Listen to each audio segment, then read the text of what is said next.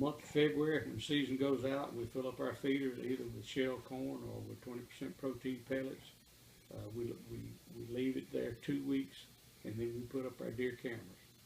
We put the cameras up and leave them up until the feed in the feeder is gone. We've got 12 feeders.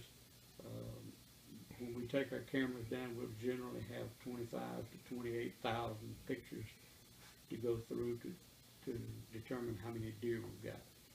The point for not putting the camera up initially is our experience has been that once a deer gets 5.5 years old, he's not going to that feeder.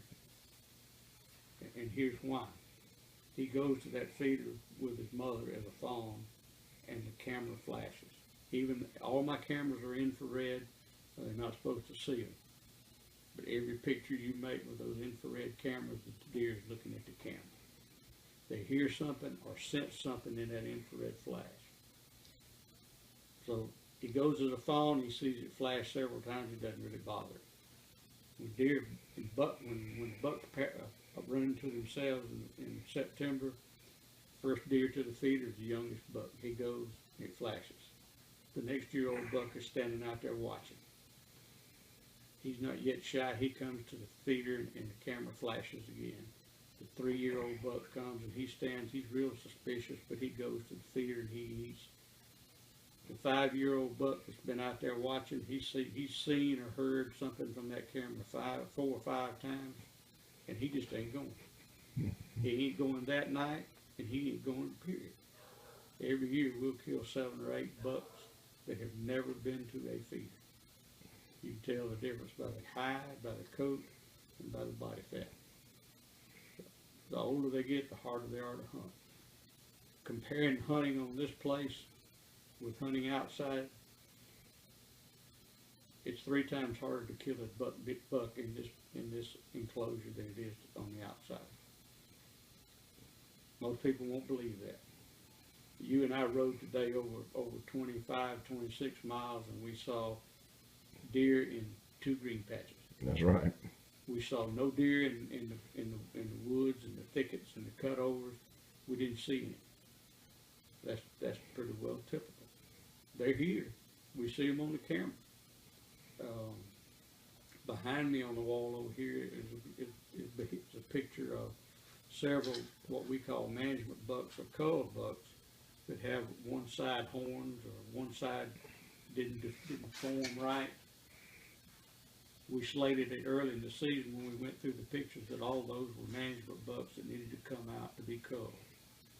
We're now at the end of January, the 1st of February, and out of the 3, 6, 9, 12, out of the 12 pictures of bucks over there that we slated would come out, you can see the X's on 4 of them. Mm-hmm. The others were never seen. Yeah, that's amazing. And never seen.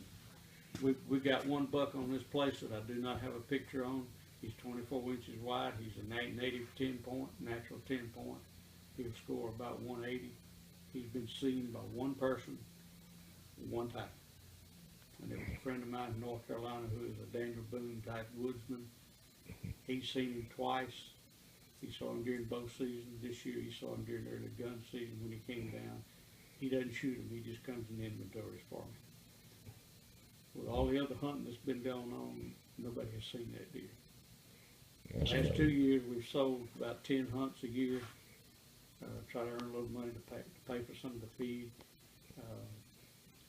Most of the folks have killed a nice deer, 155, 160 class deer, 145 class deer. This past year we lost some of our deer with a disease called episodic hemorrhagic disease, which is caused by the bite of a gnat. It causes them, the feet, toes to turn up, the feet to basically rot off. These pictures of these 3 bucks with the horns up here on top, we found all of those after season last year. They all died as a result of that disease. There's no cure for that disease. There's no treatment for that disease. It comes through a herd in this area about once every 10 years, 12 years. This is the first time I've ever had it. I lost last year probably a third of my bucks and a third of my does to that particular disease. It not only is carried by a gnat, then it can be carried from one deer to the next by licking a mucus nose and vein and so forth.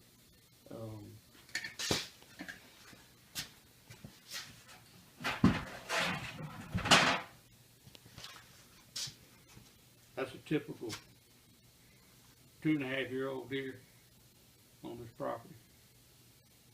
She's a nice deer, got a lot of mass.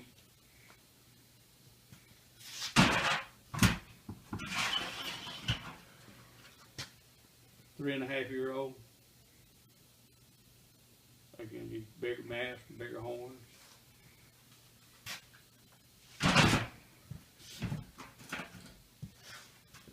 Four-and-a-half-year-old. Wow. And he's not nearly grown. And what would that score? I don't know anything about scoring. That will score 135. All three of these deer were found last fall that died because of that hemorrhagic disease. It's going to shed itself. The deer get bigger. Our deer are not really wide. A 20-inch deer is a wide deer. Occasionally we'll have some wider. Ours are narrow and higher and have a lot of mass that's going to carry that mass all the way out. Like I said, this is a 4.5-year-old deer we found dead. I got pictures of him for the first 2.5 years of his life. I know this is the deer. All right, I think that's enough for me to get somebody interested. Thank you, Malloy.